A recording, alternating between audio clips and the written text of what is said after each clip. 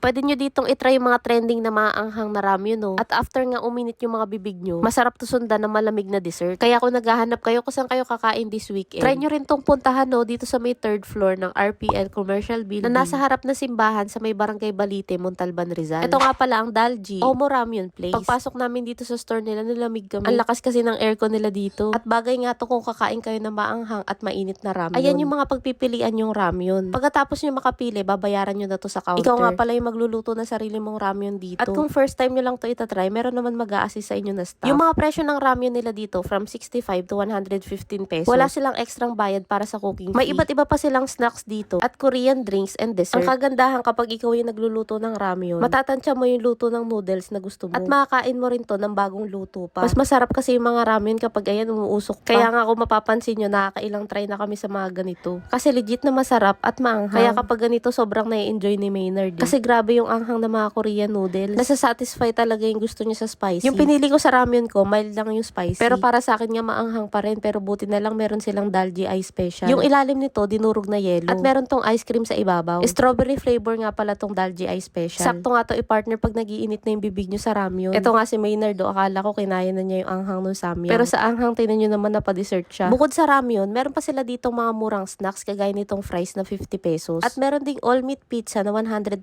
pesos. Nagustuhan ko tong pizza kasi mainit pa nung sinerve. At malasa yung mga toppings. Medyo tostado nga lang yung pagkakaluto nito. Pero nagustuhan ko kasi malutong yung tinapay. Siguro kung ayaw nyo ng toasted, i-request nyo na lang na wag masyadong tostahin. Ito si Maynard, tingnan nyo naman, hindi pa rin talaga tapos sa maanghang. Nilagyan pa ng hot sauce. Enjoy na enjoy talaga to sa mga ganito eh.